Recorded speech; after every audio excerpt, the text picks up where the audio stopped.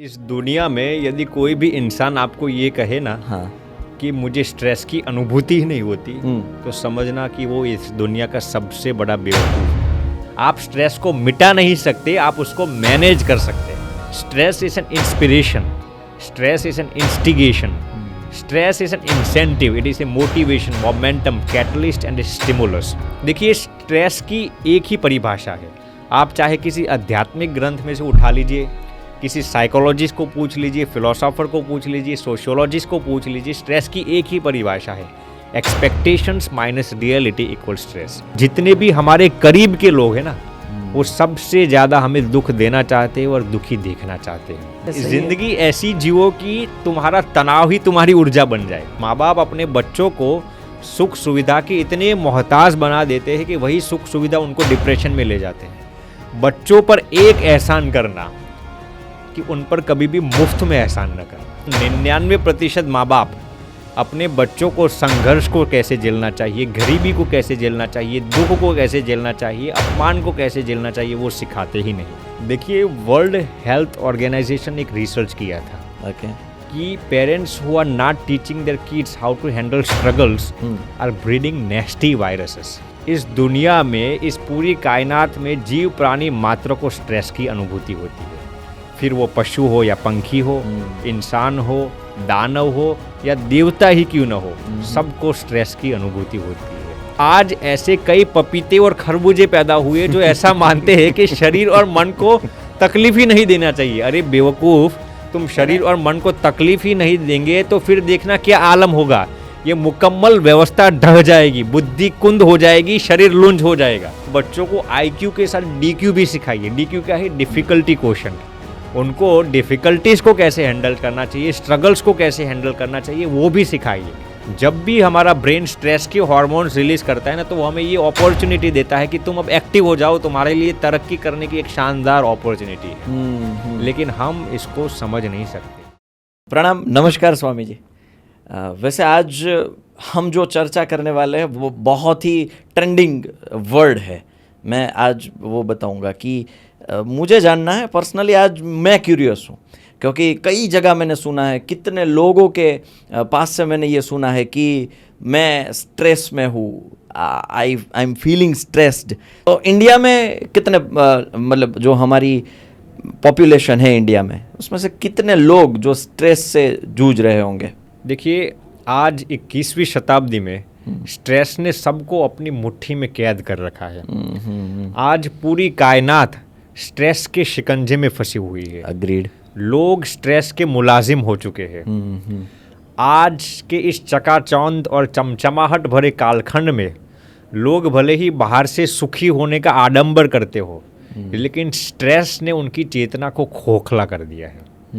जिस हिंदुस्तान की सरजमीन आध्यात्मिकता से नवनवायमान है, आज उसी सरजमीन पर लोग क्रोनिक स्ट्रेस और डिप्रेशन की बदौलत खुदकुशी करते हैं। You will be flabbergasted to hearken the astounding statistics about stress. Stress has comprehensively disrupted, dismantled, demolished, devastated, annihilated, pulverized and shattered the lives of millions of people. From teenagers to golden ages, juveniles to geriatrics, prenuptials to weddeds, maids to lads and illiterates to educated, stress has devastated the lives of millions of people. आप सुनकर अचंभित हो जाएंगे कि भारत की 1/3 अवाम फिलहाल stress में से गुजर रही है। 1/3 of the Indian population is grappling with chronic stress. मैं सामान्य स्ट्रेस की बात नहीं करता, क्रोनिक स्ट्रेस। समझ रहा हूँ। जितने भी लोग डिप्रेशन के पेशेंट्स है ना, उसमें से 32% लोगों को सुसाइड करने के विचार आते हैं। पिछले साल पूरे विश्व में तकरीबन 7 लाख लोगों ने सुसाइड कमिट किया था। उसमें से महज भारत में से 1,65,000 लोगों ने सुसाइड कमिट किया था, और उसमें से अमूमन लोगों का कारण डिप्रेशन था। ओके, समझ रहा हूँ। तो ये जो डिप्रेशन है, स्ट्रेस है, स्ट्रेस, तो ये जो क्यों इतना प्रभावित हो चुका है अब लोगों के मानस पे? क्या छोटी छोटी बातें, अब मुझे ऐसा लगता है कि छोटी छोटी बातें अब उसको ज़्यादा अफेक्ट कर रही है, क्योंकि पहले तो क्या था कि एक तो सहजीवन में रहते थे, फैमिली जी। पूरा साथ में रहते थे, तो छोटी छोटी बातें वो सहन कर लेते थे, जी नजरअंदाज कर देते थे। जी। तो कहीं ना कहीं उसका माइंडसेट था, एक्सेप्टेंस मोड के लिए जी था। एक्टिव था कि भाई जो भी आ रहा है वो ठीक है, चला लेंगे, ठीक है, हम सहन कर लेंगे। तो क्या ये सहन शक्ति की कमी स्ट्रेस बढ़ाने के लिए कहीं ना कहीं ये रोल प्ले करती होगी? जी बिल्कुल बिल्कुल। पहले तो मैं आपको बताता हूँ आज समाज की मनोस्थिति कैसी हो गई है। देखिए आज लोगों की मनोस्थिति ऐसी हो गई है, वो ऐसा सोचते हैं, वो खुद ऐसा सोचते हैं कि उनके जीवन में मान लीजिए दुख आ रहा है, वो असफल हुए हो, हार गए हो, उनका डिवोर्स या ब्रेकअप हो गया हो, धन का कर्ज हो चुका हो, या किसी भी किस्म का उनके जीवन में दुख आया हो, तो इंसान ऐसा सोचता है कि अब मुझे डिप्रेशन में जाना ही होगा।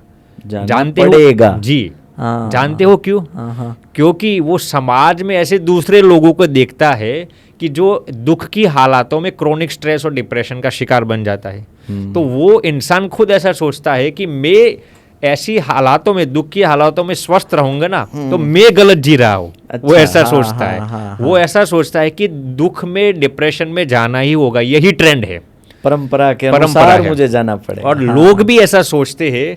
मान लीजिए कि किसी के जीवन में दुख आया हो, किसी के जीवन में असफलता आई हो, तो लोग ऐसा सोचते हैं कि अब उसे डिप्रेशन में जाना ही होगा। और अगर वो बंदा ऐसा ना करे तो उसको पागल बोलते लोग हैं। ऐसा सोचते हैं वो बेपरवाह है, हाँ, बेफिक्र है, exactly, अलहड़ है, हाँ, इसको कोई पड़ी ही नहीं वो है, निष्ठुर है, ऐसा हाँ, लोग समझते हैं। इसने तो बिगाड़ा ही बिगाड़ा, उसको अपनी फैमिली की भी नहीं पड़ी जी। है, कितना देखो कैसे हंस रहा है। जी जी जी। इस पर मैं आपको एक रियल स्टोरी बताता हूँ। हाँ हाँ। एक भाई को मैं पहचानता हूँ। उनका इकलौता 23 साल का बेटा था, अंदाजन 23 से 24 साल का बेटा था। बहुत ही स्मार्ट था, पढ़ने में बहुत ही स्मार्ट था, बिजनेस माइंडेड था, माता पिता का आज्ञाकारी था, विवेकी था, संस्कारी था, अध्यात्म के साथ जुड़ा हुआ था, और माता पिता का इकलौता संतान था। जमीन जायदाद और पूरी प्रॉपर्टी का अकेला वारिसदार था। अब वो लड़का एक दिन अपने फ्रेंड्स के साथ रात में कोई जगह पर गया था। यकायक दुर्भाग्यवशात ऐसे इंसिडेंट हुई कि कार का सीवियर एक्सीडेंट हो गया। अच्छा। और उस कार एक्सीडेंट में वो अकेला लड़का मर गया। अब जैसे ही उसके माँ बाप तक ये समाचार मिलते हैं, माँ बाप के मुख में से पहला शब्द ये निकला, भगवान को जो ठीक लगा वो उन्होंने किया। अच्छा। न तो उनके आंखों में आंसू आए, न कसक आया, न मलाल हुआ, न दुख हुआ, न खेद हुआ, न रंज हुआ। उन्होंने एक ही वाक्य कहा, जो भगवान को ठीक लगा वो भगवान ने किया। अच्छा। अब उस लड़के के पार्थिव शरीर को उनके घर पे लाया गया। उनके जितने भी करीब के लोग थे वहाँ पर इकट्ठा हो गए, गांव के लोग इकट्ठा हो गए, और सभी लोग माने बेसब्री से रो रहे थे। उनके करीब के रिश्तेदार भी लोग रो रहे थे, विलाप कर रहे थे। लेकिन ये जो माँ बाप थे वो बहुत ही स्वस्थ थे, क्योंकि उनकी जहन में, उनके दिलो दिमाग में ऐसा था कि ऊपर वाला जो करता है वो वाकई कुछ अच्छाई के लिए करता है। तो उनको भगवान पर 100% विश्वास था, इसलिए वो दुख में भी डिप्रेशन में नहीं गए, दुख में भी क्रोनिक स्ट्रेस के शिकार नहीं हुए। अब गांव के लोग तो उनकी टीका करते थे। जब पिताजी ने उनके पुत्र का जो पार्थिव शरीर था उनको अपने कंधों पर रखा और अग्नि संस्कार के लिए ले जा रहे थे, तब भी गांव के लोग स्मशान यात्रा के दौरान भी उनकी निंदा करते थे। अरे ये पिताजी कितने निष्ठुर है, ये कितने बेरहम है, ये कितने बेपरवाह है कि उनका इकलौता बेटा मर गया है, फिर भी ऐसा कहते हैं भगवान को जो ठीक लगा वो। तो लोगों ने क्या सोचा था कि उनके जीवन में दुख आया है तो अब उनको रोना पड़ेगा। हाँ। लोगों ने ये सोच रखा था कि उनके जीवन में बहुत ही दुखद घटना हुई है तो उनको डिप्रेशन में जाना होगा। एक लेवल सेट किया हुआ है कि यहाँ हाँ। अगर आप नीचे तक आए तो आपको वहीं से। अब ऐसी हालातों में तो लोगों, गांव के लोगों को और उनके करीब के रिश्तेदार को उनकी प्रशंसा करनी चाहिए कि ऐसी हालात में वो अपने आप को स्वस्थ रख सकते हैं, संभाल सकते हैं। हाँ। इकलौता बेटा मर गया फिर भी स्वस्थ है, लेकिन गांव के लोग टीका करते थे। तो ये समाज की जनमानस कितनी नीची घिरी हुई है ये हमें दिखाता है।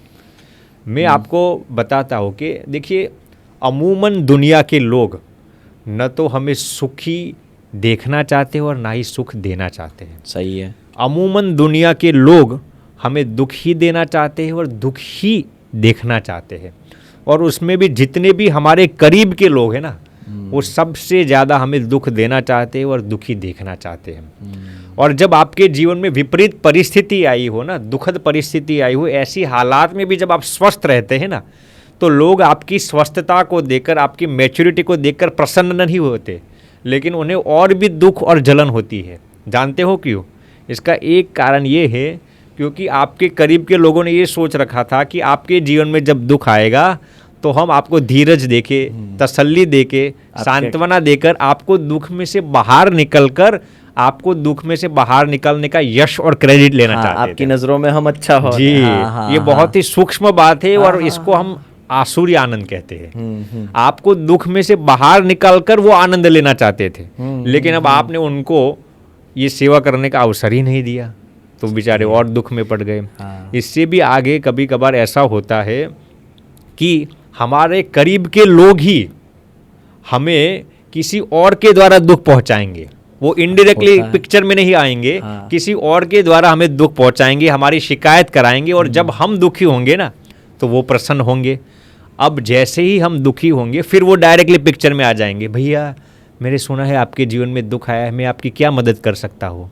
यदि मैं आपके कुछ भी काम में आऊँ तो कभी भी मुझे बताइए। रात में भी कॉल करना, मैं हाजिर हो जी। जाऊंगा। दुख देने वाला ही फिर आपकी मदद करने आ जाता है और आपको दुख में से वही बाहर निकलता है। अब ऐसी नौटंकी करने का उनका मकसद क्या है जानते हो? वो आपको और समाज को ये दिखाना चाहते हैं कि मैं कितना लागनीशील हूँ, मैं कितना संवेदनशील हूँ कि मैं किसी के दुख को नहीं देख सकता। ऐसे लोगों से हमेशा सावधान रहना चाहिए। ये अहंकार और स्वार्थ के कीड़े होते हैं और ऐसे लोग हर संस्थान में, हर समुदाय में, हर समाज में, हर इंस्टीट्यूशन में होते हैं। ऐसे लोगों से मदद लेकर कभी भी हमें बेवकूफ़ी नहीं करनी चाहिए। ऐसे बहुत से लोग हमने देखे हैं समाज में। सही है कि जो आपको क्या बोलते हैं हमदर्दी देंगे और अगर उसके जड़ तक जाएंगे तो वो उसका कारण भी वही होगा। जी, वही होगा, है ना? जी, सही है। स्वामी जी, ये मतलब स्ट्रेस, मैंने कई जगह से सुना है कि आप स्ट्रेस फ्री रहिए, आप स्ट्रेस तनाव मुक्त रहिए, तो क्या वाकई में ये पॉसिबल है स्ट्रेस फ्री रहना? क्या, मुझे तो शायद कहीं ना कहीं ये आंसर मालूम है, लेकिन आपके मुख से मैं सुनना चाहूँगा कि क्या स्ट्रेस फ्री जीना मुमकिन है या क्या है? आपके अंदाज से, आपके नज़रिए से क्या है ये? देखिए साहिल जी, इस दुनिया में यदि कोई भी इंसान आपको ये कहे ना कि मुझे स्ट्रेस की अनुभूति ही नहीं होती, तो समझना कि वो इस दुनिया का सबसे बड़ा बेवकूफ़ है। या तो उसको मालूम ही नहीं है। जी। इस दुनिया में यदि कोई भी इंसान यदि आपको ये ज्ञान परोसने के लिए भी आ जाए ना कि how to live a stress free life, आप स्ट्रेस फ्री कैसे जी सकते हैं, आजकल ऐसे कई इन्फ्लुएंशियल स्पीकर्स ऐसा कहते हैं, लेकिन ऐसा ज्ञान देने वाले लोग भी बेवकूफ़ है, क्योंकि ये बात ही बहुत ही बेबुनियादी और नामुनासिब है। इस दुनिया में, इस पूरी कायनात में जीव प्राणी मात्र को स्ट्रेस की अनुभूति होती है, फिर वो पशु हो या पंखी हो, इंसान हो, दानव हो या देवता ही क्यों न हो, सबको स्ट्रेस की अनुभूति होती है। इस पूरी कायनात में मुर्दे के अतिरिक्त सबको स्ट्रेस की अनुभूति, जो जिंदा है वो सबको स्ट्रेस की अनुभूति होती है, क्योंकि स्ट्रेस हमारे अस्तित्व के साथ जुड़ा हुआ है। स्ट्रेस हमारी दिलों के धड़कन के साथ जुड़ा हुआ है। जब तक आप जीवित है ना, तब तक आपको स्ट्रेस की अनुभूति होगी ही। आप स्ट्रेस को मिटा नहीं सकते, आप उसको मैनेज कर सकते हैं। हाँ, अच्छा, मैं वैसे बीच में ये क्वेश्चन पूछ रहा था कि कैसे जुड़ा हुआ है, लेकिन आपने लास्ट सेंटेंस में आंसर दे दिया कि हम स्ट्रेस को मैनेज कर सकते हैं, आप उसको कभी मिटा नहीं सकते। हम करेंगे कहीं। देखिए, आपने बहुत ही महत्वपूर्ण प्रश्न पूछा कि लोगों की जहन में सबसे बड़ी मिसकंसेप्शन क्या है कि स्ट्रेस हमेशा खराब ही होता है। ये बहुत ही गलत बात है। अच्छा, इस पूरी कायनात में भगवान ने कोई भी चीज़ बिना मतलब की नहीं बनाई। जैसे कि हमारे आईब्रोस है, अब ये आईब्रोस का भी एक रीज़न है। भगवान ने इसको इसलिए बनाया ताकि पसीना जैसे टपकता है ना, तो वो हमारी आंखों में जाकर हमें डैमेज ना करे, इसलिए भगवान ने बनाया। आप अक्सर देखेंगे हम पसीना को ऐसे निकालते हैं, ऐसे नहीं निकालते, वो भी बिना कारण का भगवान ने नहीं बनाया। वैसे ही हर एक चीज़ की बात करता हूँ, स्ट्रेस भी भगवान ने बिना मतलब का नहीं बनाया। Stress is an inspiration, stress is an instigation, stress is an incentive, it is a motivation, momentum, catalyst and a stimulus। आपने जो प्रश्न पूछा ना कि स्ट्रेस सबको अनुभूति होती है, तो कैसे, मैं आपको सिंपल सा एग्जांपल देता हूँ।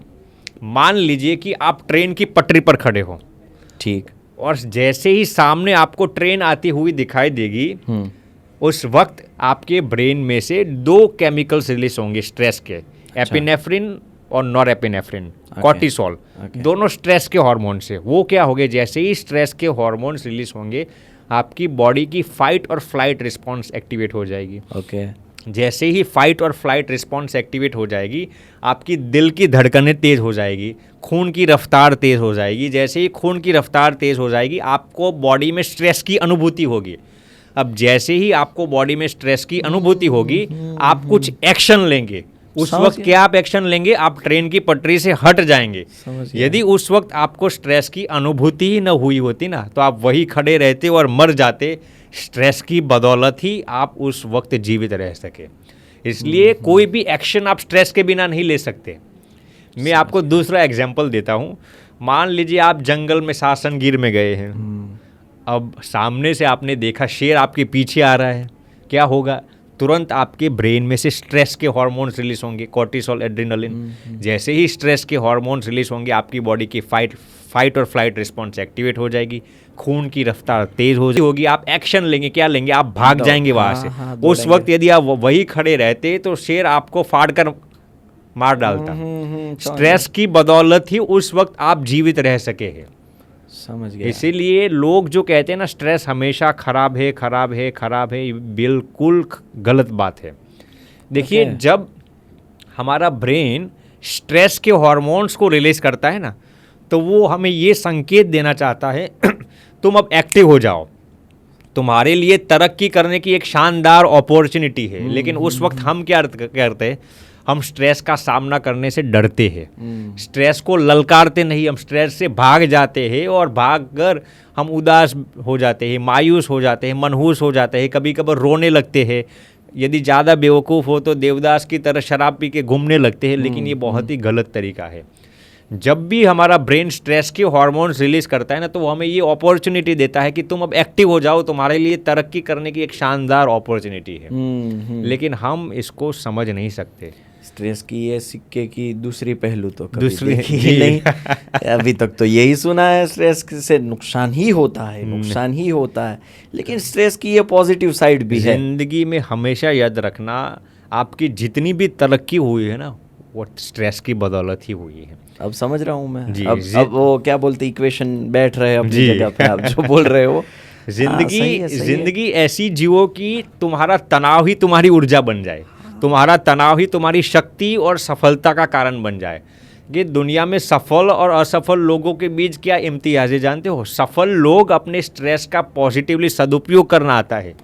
असफल लोगों को अपने स्ट्रेस का पॉजिटिवली सदुपयोग करना नहीं होता। Successful people are successful because they know how to utilize their stress very positively, effectively and efficaciously. आपदा को अवसर में बदल दे। जी वही हुआ ना, वही हुआ। आपदा माने स्ट्रेस, और उसको अगर अवसर में यानी कि उसका पॉजिटिव यूज करो तो आप बिल्कुल सही बात। Failures are failures because they do not know how to utilize their stress very positively. यही बात है। देखिए तनाव हमेशा खराब नहीं होता। तनाव का एक अर्थ है चुनौती। तुम मान लीजिए कोई इंसान यदि शारीरिक व्यायाम करता है, वो क्या है, शरीर का तनाव ही तो है। लेकिन वो एक्सरसाइज आपके लिए फायदा कारक है। सही है। मान लीजिए कोई पढ़ने के लिए दिमाग लगा रहा है, वो क्या है, मन का तनाव ही तो है। लेकिन वो तनाव आपके लिए लाभदायक है। मान लीजिए कोई बिजनेस के लिए दिमाग लगा रहा है, कहाँ पर साइन करना है, कहाँ पर साइन नहीं करना, कौन सी डील पर साइन करना, कहाँ पर इन्वेस्टमेंट करना है, कहाँ पर नहीं, वो क्या है, मन का तनाव ही तो है। लेकिन वो आपके लिए अच्छा स्ट्रेस है। लोग ये समझते नहीं है। आज 21वीं शताब्दी में कई ऐसे बेवकूफ़, निकम्मा और सिर पर चढ़े लोग, जिसको इंग्लिश में हम पैम्पर्ड कहते हैं, वो ऐसा मानते हैं कि शरीर और मन को तनाव ही नहीं देना चाहिए, शरीर और मन को कष्ट ही नहीं देना चाहिए। आज ऐसे कई लोग हैं, ज़रा सा भी सिर दर्द हो जाएगा, सर्दी हो जाएगी, हेडेक हो जाएगा तो 10 दिन तक आराम करते रहेंगे। फिर उनके इर्द गिर्द वाले लोग उनके कहेंगे अरे बेवकूफ़, ये मानसिकता है, मन में से निकाल और काम शुरू कर दे। जैसे ही आप उनको कहेंगे ये मानसिकता है, और 10 दिन के लिए कोमा में चले जाएंगे। तो आज ऐसे कई पपीते और खरबूजे पैदा हुए जो ऐसा मानते हैं कि शरीर और मन को तकलीफ ही नहीं देना चाहिए। अरे बेवकूफ़, तुम शरीर और मन को तकलीफ ही नहीं देंगे तो फिर देखना क्या आलम होगा। ये मुकम्मल व्यवस्था ढह जाएगी, बुद्धि कुंद हो जाएगी, शरीर लुंज हो जाएगा। स्वामी जी, मैं एक किस्सा यहाँ शेयर करना जी। चाहूँगा। आपने जो बोला ना कि ये मतलब छोटी छोटी बातों में वो आराम करते हैं, अगर जुकाम हो जाए, सर्दी जी, हो जाए, बुखार हो जाए। तो मैं जब छोटा था तो मैंने एक बहुत ही बड़े कोई पर्सन थे, कोई गुरुजी थे, उसने बहुत ही अच्छी बात की। तब मैं शायद 8वीं या 9वीं कक्षा में था। बहुत अच्छी बात की, तब मैं हॉस्टल में रहता हाँ। था। तो वो बोले कि अगर हाँ। आपको जुकाम हो गया, आप सो रहे हो, हाँ। आराम पे हो, आराम के मोड में हो, आपको सेब दिए जा रहे हैं, आपकी सब ध्यान रखा जा रहा है, तो वो जो बुखार आया है उसको तो मजा आएगा, तो वो आपके पास ज्यादा देर तक रहेगा। उसकी जगह अगर आपको बुखार आया है, छोटा सा, अगर कोई बड़ी बीमारी है और आराम करो, वो तो ठीक है, वो हम समझते हैं। कहीं ना कहीं हमें हमारा शरीर का भी ध्यान रखना है। लेकिन ये छोटी छोटी बातों पे जब हम ये रोने लगते हैं कि बैठ जाते हैं, मुझे मैं बहुत बीमार हूँ ये, तो तब मुझे ये समझाया गया कि अगर उसकी जगह आप जाओ, ग्राउंड में जाओ, 2 चक्कर लगा के आओ, पसीना मतलब बॉडी में से बाहर निकाल लो, और वो बुखार है वो चला जाएगा। क्यों? उसको ऐसा लगेगा कि यहाँ तो कोई हमारा ध्यान ही नहीं रख रहा है। ये तो हम छोटे बच्चों को समझाने के लिए था ये एग्जाम्पल। लेकिन कहीं ना कहीं ये बात अभी मैं महसूस कर रहा हूँ कि सही है। अगर आपको छोटा सा भी, हल्का सा भी बुखार हो जाए, छोटी छोटी बातों पे अगर हम अपनी बॉडी को ऐसा बोलते जाए, हम क्या बोलते हैं कि भाई मुझे आराम की ज़रूरत है, अब मैं काम नहीं कर सकूँगा, या वैसे ही जो हम अपने आप को इनएक्टिव कर देते, तो उसकी जगह अगर हम ये काम करें कि भाई ठीक है भाई, हल्का सा बुखार ही तो है, शाम तक ठीक हो जाएगा।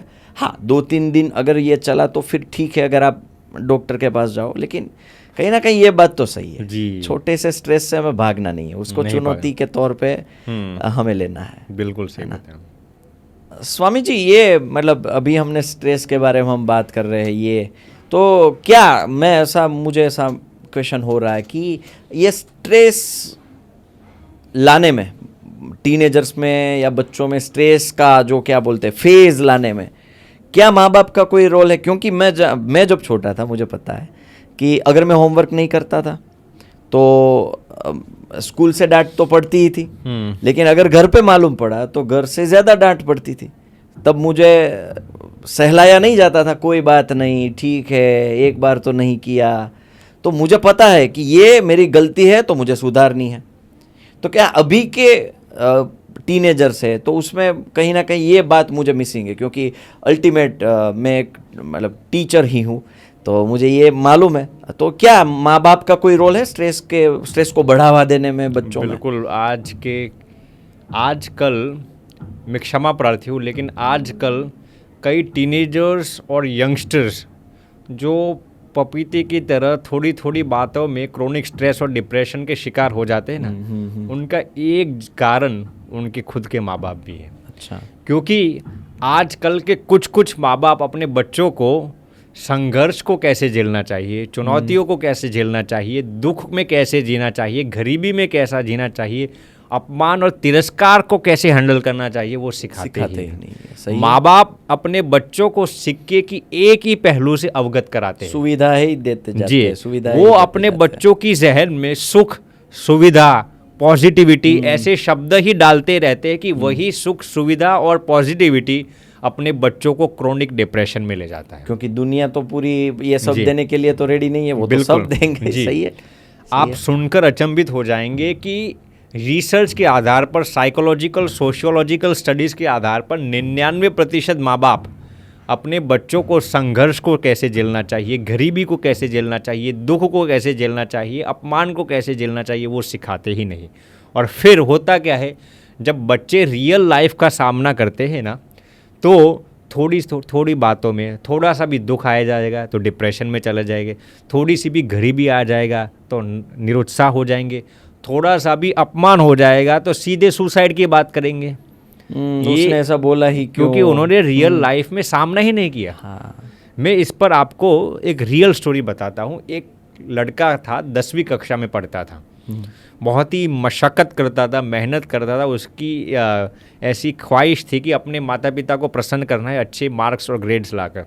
10वीं कक्षा में पढ़ता था, बोर्ड एग्ज़ाम्स आ रही थी, बोर्ड एग्ज़ाम्स की एग्ज़ाम्स भी दे दी, और जिस दिन रिजल्ट्स आने वाले थे ना, तो बच्चा बेसब्री से बहुत ही उत्साहपूर्वक उसकी passionately he was waiting for the results.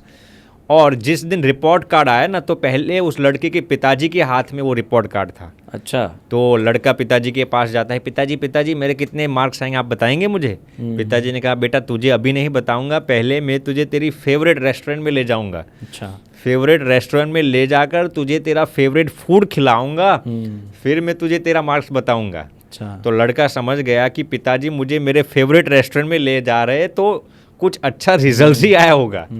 पिताजी उसको ले जाते हैं फेवरेट रेस्टोरेंट में, वहाँ पर पिताजी और ये लड़का फेवरेट फूड ऑर्डर करते हैं, अच्छी तरह से खा लेते हैं। और आज पिताजी ने उस वेटर को भी डबल टिप दे दिया। अच्छा। डबल टिप दिया। और फिर अब तो बच्चे को मालूम हो गया कि मेरे बोर्ड एग्जाम्स में अच्छे ही मार्क्स आए होंगे। फिर लड़का धीरे से पूछता है, पिताजी मेरे कितने मार्क्स और रिजल्ट्स आए, मुझे तो बताएंगे? तो बताइए। तो फिर पिताजी ने बच्चे के सिर पर हाथ रखा। अच्छा। और फिर उसको प्रेम से सहलाते हुए कहा, बेटा तू चिंता मत कर, तू 10वीं कक्षा में फेल हुआ है। अच्छा। बच्चा हक्का बक्का रह गया, अचंभित हो गया कि अरे ये कैसे हुआ। तो फिर लड़के ने बहुत ही आश्चर्य से पिताजी को पूछा, पिताजी आप तो मुझे मेरे फेवरेट रेस्टोरेंट में ले गए हैं, फेवरेट फूड खिलाए, आप इतने प्रसन्न दिखाई देते, आज वेटर को भी डबल टिप दिया, तो ये सब करने का वजह क्या है, इसका सबब क्या है? तब पिताजी ने उसको कहा, बेटा तू चिंता मत कर, ऐसा होता है, मैं समझता हूँ कि ये 10वीं कक्षा की बोर्ड एग्ज़ाम थी, मेहनत की तूने, फिर भी अच्छे मार्क्स नहीं आए, तो अब हम साथ में घर पे जाएंगे और फिर डिस्कस करेंगे कि तुम्हारे फेल होने का कारण क्या है। तू चिंता मत कर, मैं तेरे साथ हूँ। अब अक्सर माँ बाप क्या करते हैं, या तो अपने बच्चों को डांट लेते हैं फेल होने पर, या फिर बेपरवाह हो जाता है, मेरे बच्चों को जो करना है मुझसे कोई लेना दे। इस लड़के ने पिताजी हर दम तक उनके साथ रहे। और फिर ये लड़का आज बड़ा होकर, जानते हो कौन है? 21वीं शताब्दी का बहुत ही बड़ा अभिनेता है, जिसका नाम है अनुपम खेर। अच्छा। हाँ। ये अच्छा, सही है, सुना था मैंने। हाँ। ये अनुपम खेर फिर अपनी ही ज़ुबानी से बताते हैं कि मेरे पिताजी ने मुझे फेलियर्स को कैसे हैंडल करना चाहिए वो सिखाया, फेलियर्स को कैसे सेलिब्रेट करना चाहिए वो सिखाया। अब अक्सर माँ बाप बच्चों को सक्सेस को कैसे सेलिब्रेट करना चाहिए वो ही सिखाते हैं। बच्चों को फेलियर्स कैसे डाइजेस्ट करना चाहिए, फेलियर्स को कैसे पचाना चाहिए वो नहीं सिखाते। अनुपम खेर के पिताजी ने उस दिन उन्हें ये सिखाया। फिर अनुपम खेर कहते हैं कि मेरे पिताजी ने मुझे ये सिखाया, failure is an event not a person. तो फिर अनुपम खेर कहते हैं कि आज भी जब मेरे जीवन में छोटी मोटी दुविधाएं, असमंजसताएं आती है, तो उसकी वजह से मुझे स्ट्रेस और डिप्रेशन नहीं होता, क्योंकि मेरे पिताजी ने मुझे पहले से ये सब सिखाए रखा था। बेटा ये निष्फलता ज़िंदगी में स्वाभाविक चीज़ है, उसको भी सेलिब्रेट करना सीख, पार्ट है, लाइफ का जिंदगी का एक हिस्सा है।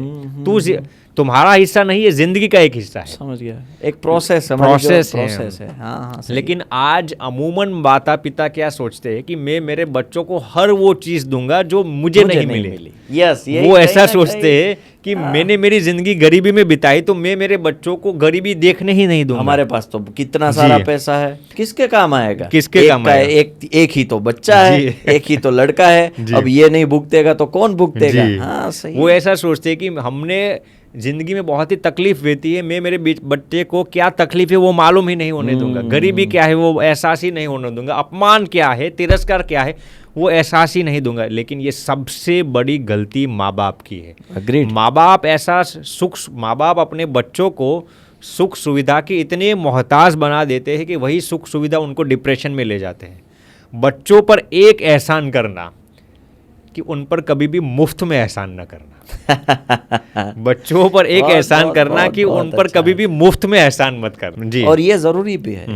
और स्वामी जी, अब इतनी सारी डिस्कशंस हो गई कि स्ट्रेस ये है, स्ट्रेस के आपने पॉजिटिव मायने बताए, स्ट्रेस के आपने नेगेटिव मायने बताए, स्ट्रेस ये है, स्ट्रेस वो है, सब तोड़ ताड़ के, सब जोड़ जाड़ के, अब अल्टीमेट मुझे ये बताइए, what is the actual definition of stress? वो भी मैं बताता हूँ। उसके पहले मैं आपको एक अच्छी बात बताना चाहूँगा। हाँ, देखिए, वर्ल्ड हेल्थ ऑर्गेनाइजेशन ने एक रिसर्च किया था। ओके। कि parents who are not teaching their kids how to handle struggles are breeding nasty viruses. ये WHO का स्टेटमेंट है कि जो माँ बाप अपने बच्चों को संघर्ष को कैसे झेलना चाहिए वो नहीं सिखाते ना, वो भयंकर विषाणु को पैदा करते हैं। ये WHO कहता है। इसलिए मैं अक्सर कहता हूँ कि बच्चों को IQ के साथ DQ भी सिखाइए। DQ क्या है? Difficulty quotient. उनको डिफ़िकल्टीज़ को कैसे हैंडल करना चाहिए, स्ट्रगल्स को कैसे हैंडल करना चाहिए, वो भी सिखाइए। मैं आपको इस पर छोटी सी बात बताता हूँ। आपने शायद वो तितली की बात सुनी होगी, बटरफ्लाई की। तितली कोकून में से बाहर निकलने के लिए बड़ी मशक्क़त कर रही थी। अब सामने कोई इंसान बैठा था, वो ये पूरा आलम देख रहा था। तितली बहुत ही घंटों से मशक्क़त करती थी कि वो कोकून में से बाहर निकलने के लिए, लेकिन कोकून का जो छेद था वो बहुत ही छोटा था, इसलिए बाहर नहीं निकल सकती थी। तो सामने वाला जो इंसान जो पूरा माजरा का अवलोकन करता था, उसने सोचा कि अब तितली को मैं ज़्यादा संघर्ष नहीं करने दूंगा, अब मैं जाकर उस छेद को कैंची से बड़ा कर दूंगा। तो वो क्या करता है, कैंची लेकर उस कोकून के छेद को बड़ा कर देता है और तितली तुरंत ही बिना संघर्ष किए बाहर निकल आती है। अब उस इंसान ने ऐसा सोच रखा था कि अब तो तितली उड़ने लगेगी, लेकिन तितली फड़फड़ाने लगी, अपनी पंखों को फड़फड़ाने लगी और थोड़ी ही देर में तितली वहाँ पर ही मर गई। वो इंसान को बहुत ही आश्चर्य लगा, ये कैसे हुआ? मैंने तो उस तितली की सहायता की, तितली अब उड़ान में आकाश में उड़नी चाहिए, मर क्यों गई भैया? फिर दूसरा इंसान आता है और इसको ये पूरी कहानी सुनाता है। फिर वो दूसरा इंसान इसको बेवकूफ़ को कहता है, तूने इस तितली पर उपकार नहीं किया, तूने इस तितली को मार डाला है। फिर वो इंसान कहता है कि मैंने उसको कैसे मारा है? फिर वो बताता है कि देखिए, तितली जब वो कोकून में से बाहर निकलने के लिए जो मशक्क़त करती है ना, तो वो तितली के लिए वो मेहनत बहुत ही ज़रूरी है। क्यों? क्योंकि उसका ट्रेनिंग पीरियड है जी। तितली के शरीर के अंदर जो तेल है ना, वो जब उस होल में से बाहर निकलने की मेहनत करती है ना, तो शरीर में से जो तेल है वो उसके पंखों तक पहुंचता है। अच्छा। और फिर उस पंखों में जब तेल आ जाता है ना, फिर तितली उड़ान कर सकती है रियल लाइफ में बाहर जाकर। लेकिन आपने तितली को उस मशक्क़त में से बाहर ही नहीं निकलने दी, तो उसके शरीर में जो तेल था वो उसके शरीर में ही रह गया, उसके पंखों तक पहुंचा नहीं। इसलिए जैसे ही तितली बाहर आई, फड़फड़ाकर मर गई। ऐसे ही कई माँ बाप हैं। माँ बाप अपने बच्चों को संघर्ष ही नहीं सिखाते। अब आजकल बच्चे कैसे हो गए, अभी ही एक थोड़े दिन पहले मैंने एक माजरा सुना था कि एक 8 साल का लड़का, उसके माँ बाप को कहा कि मुझे स्मार्टफ़ोन चाहिए। पिताजी ने कहा स्मार्टफ़ोन अभी नहीं दूंगा। तो हुआ क्या, वो बच्चा छत पर जाता है और छत पर गिरकर मर जाता है। मरने का कारण क्या है? स्मार्टफ़ोन नहीं मिला। स्मार्टफ़ोन के कारण इतनी मेहनत वाली ज़िंदगी, इतनी बेशकीमती ज़िंदगी को ये बेवकूफ़ ने गंवा दी। इसके बाद एक दूसरा लड़का था 8-9 साल का। अब इसने ये पूरी सुसाइड की इवेंट सुनी, तो वो अपने पिताजी के पास जाता है, पिताजी यदि आप मुझे स्मार्टफ़ोन नहीं देंगे ना, तो मैं उस लड़के की तरह ही सुसाइड करके मर जाऊंगा। पिताजी ने कहा बेवकूफ़, तुझे अभी मैं छूट देता हूँ, अभी मैं तुझे परमिशन देता हूँ, तू छत पे जाकर गिर जा, मुझे कुछ दुख नहीं होगा। वो लड़का छत पे जाता है, एक टांग अपनी वो नीचे की ओर करता है, और पिताजी ने कहा छलांग लगा, मर जा, मुझे कोई चिंता नहीं है, तू मर जा, स्मार्टफोन के लिए बेवकूफ़ तू मर जाएगा, मर जा। ऊपर जाकर वो लड़का कहता है पिताजी मुझे मौत से डर लगता है, मौत से डरता है। पिताजी ने कहा बेवकूफ़ नीचे आ जा साला पपीते, तू ऐसी बात में भी मर जाएगा तो तू क्या करेगा, तेरा टॉलरेंस लेवल कितना है? सही है। तो आजकल बच्चे का टॉलरेंस लेवल इतना कम हो चुका है, इतना कम हो चुका है, छोटी बातों में भी कुछ सह नहीं सकते। इसलिए ये बहुत ही माँ बाप की जिम्मेदारी होती है कि बच्चों को वो ट्रेनिंग दे। अब साहिल जी, जो आपने वो प्रश्न पूछा कि ये पूरी डिस्कशन के बाद स्ट्रेस की रियल परिभाषा क्या है, वो मैं आपको बताता हूँ। देखिए, स्ट्रेस की एक ही परिभाषा है। आप चाहे किसी आध्यात्मिक ग्रंथ में से उठा लीजिए, किसी साइकोलॉजिस्ट को पूछ लीजिए, फिलोसोफर को पूछ लीजिए, सोशियोलॉजिस्ट को पूछ लीजिए, स्ट्रेस की एक ही परिभाषा है, expectations minus reality equal stress. यदि आपकी expectations minus reality equals stress. Okay. यदि आपकी एक्सपेक्टेशंस और रियलिटी सेम है तो आपको स्ट्रेस की अनुभूति नहीं होगी। स्ट्रेस तभी आता है जब आपने सोचा कुछ और, चाहा कुछ और, मांगा कुछ और मिला कुछ और। मैं आपको एग्जांपल देता हूँ कि मान लीजिए कि कोई लड़का ऐसा सोचता है कि ये लड़की मुझे 90% प्रेम करती है, वो लड़का उसको 90% प्रेम करता है, ऐसा नहीं। उसने ऐसा सोचा है कि वो लड़की मुझे 90% प्रेम करती है। जिस दिन उसके सामने ये रियलिटी आएगी कि वो लड़की उसको 40% ही प्रेम करती है, तो 50% उसको स्ट्रेस की अनुभूति होगी ही। वो माइनस हुआ, स्ट्रेस में से reality stress is the gap between your expectations and reality. More the gap, more the stress. So expect nothing and accept everything. क्या बढ़िया बोलते हो स्वामी जी। क्या आपने मतलब एक्चुअल डेफिनेशन नहीं, मैं तो बोलूँगा आपने एक्चुअल फॉर्मूला दे दिया कि भाई expectation minus reality is equal to stress, और ये पूरा 100% सेट होता है जी, सही है। चलो बहुत मजा आया स्वामी जी ये, और ये लास्ट वाला तो भाई तगड़ा था, क्योंकि स्वामी जी ये सुना ही नहीं था ना हमने जी। हमने तो यही सुना है भाई, स्ट्रेस में आ जाओ, आपको कमरे में बंद हो जाना जी। है, अपने आप सोचना है यहाँ से कैसे बाहर निकले, ठीक है होता है नहीं होता है कुछ नहीं, बस आप चले जाओ। आपका चेहरा सेड होना चाहिए, आपके जो हाव भाव है वो आपका जो सेड दिखना चाहिए, क्योंकि आप स्ट्रेस में हो। तो हमने तो यही सुना था, यही स्ट्रेस है, लेकिन आज तो वाकई में वो एक्चुअल जो रियलिटी है, स्ट्रेस माने उसका पॉजिटिव भी एक पार्ट है, एक पहलू है कि जो आपको लाइफ में आगे बढ़ने के लिए वो पुशअप करता है जी। तो बहुत ही अच्छे तरीके से आपने ये स्ट्रेस को समझाया, स्ट्रेस के साइड इफेक्ट्स भी समझाए, स्ट्रेस को पॉजिटिवली कैसे लिया जाए वो भी समझाया, और वो लास्ट में तो बहुत ही अच्छा आपने समझाया कि what is the actual definition of stress. तो बहुत ही मज़ा आया स्वामी जी, और हम आशा रखते हैं हमारी ऑडियंस को भी मज़ा आया होगा। कमेंट में देखते हैं क्या अभी हमारे पास और क्या वो सुनना चाहेंगे। ठीक है, धन्यवाद स्वामी जी, और आगे हम किसी और टॉपिक पे ऐसे ही चर्चा करेंगे। मुझे बहुत ये हम पॉडकास्ट तो करते ठीक है, लेकिन मैं सीख बहुत रहा हूँ स्वामी जी। अच्छा। बहुत बहुत मेरे में भी कहीं ना कहीं ये वैल्यूज़ ऐड होती है, कहीं ना कहीं हम जो डिस्कशन करते हैं तो जब ये एक्चुअल में कोई ना कोई इंसिडेंट बनता है तो मुझे वो थॉट्स आते हैं माइंड में जी कि हाँ स्वामी जी के साथ ये डिस्कशन हुआ था, ये पॉइंट्स के बारे में हमने समझा था, तो ये इफेक्ट करता है। Thank you Swami ji. प्रणाम प्रणाम साहिल जी, प्रणाम प्रणाम।